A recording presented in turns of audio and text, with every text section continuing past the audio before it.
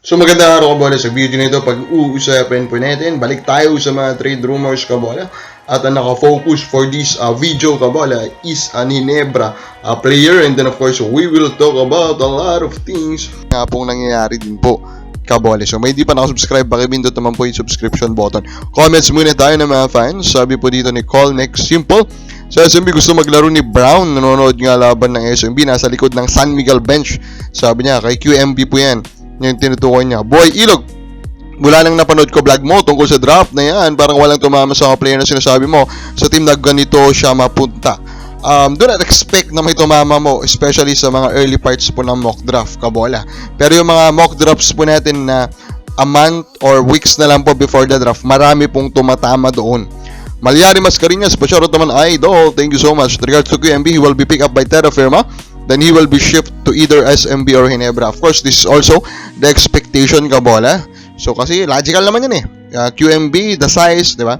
Malamang maraming may gusto makakuha nito. Nolan Sulit TV, there's only one Fajardo, 8 times MVP, gunning for 9. Wala na magiging next Fajardo. Yes, actually, it's not logical to even expect na may makakaulit pa po sa kanyang ginawa kabola. Kasi iba talaga yung pinagsama-sama yung kanyang dominance, yung kanyang health kabola. And actually, hindi naman siya lumaban sa weak na era This is a strong era, pero sobrang dominant niya lang. Pero of course, question mark pa rin sa kanya forever kung hindi niya makakamit talaga is yung kawalan niya po kabola ng Grand Slam accomplishment. Now, sa Ginebra po, nabigyan po nila ng 2-year extension itong si Aljon Mariano. Actually, kinda shocking kabola. Diba? Sobrang tibay pa rin ni Mariano dito po sa Ginebra, even though it's pretty clear kabola na wala na siya dun sa main rotation. Kasi madami na siyang kapalitan doon. Halimbawa, nakakain na rin ng minuto niya kabola. Yung si Troy Rosario, pwedeng kumain doon sa minuto niya. Of course, Malonzo is back kabola, Jeremiah Gray, diba?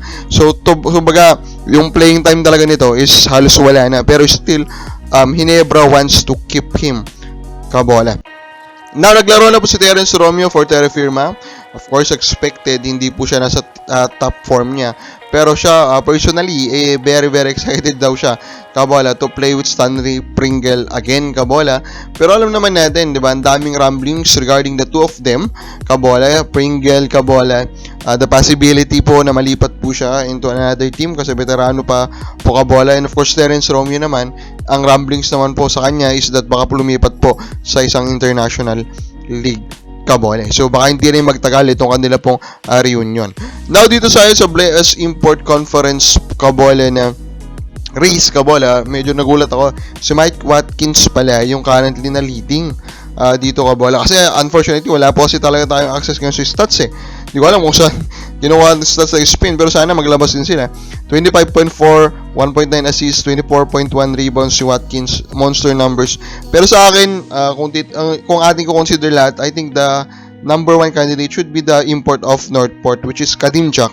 30.3 points, 11.9 rebounds, 1.4 assists, 1.5 steals, 1.7 blocks. Those are monster numbers for an import. Then, shockingly, number 3 pa lang ngayon si Brownie. So, Brownie is doing well. Ayun nga lang, kabola, medyo nahihirapan po na umangat sa taas itong Barangay Ginebra kasi sobrang lalim din naman kasi kabola ngayon ng kompetisyon. Na ito nang yung rumor pag-usapan natin, ito swerte ng Ginebra, ka-champion ng team nung pumasok siya at siguro mag-champion ulit Kings pag na-trade na siya. Basically implying that Ginebra is looking to trade or using na po itong si Maverick Misi to get someone. Pero nakakalungkot yan kasi Misi is doing well actually with his role under Coach Tim Cone. Diba? Shockingly, sa iba, siguro para sa akin, hindi. Kasi he's still a very good enough efficiency scorer kabola. Yun yung pinapakita niya ngayon sa Ginebra kabola. And na-appreciate naman siya actually ng madaming fans. Pero yun nga lang, medyo obvious din kasi na siya yung pinakamadaling ipakawalan. Kasi nga po, redundant siya with Stephen Holt kabola. And ang dami-dami na po nilang ball handler kabola. So, saan kaya mapupunta si Misi? We do not know. Pero most probably, Northport yan or Terra Firma. Kabakabal sa palagay mo? Saan kaya mapupunta si Maverick? Comment lang po sa baba.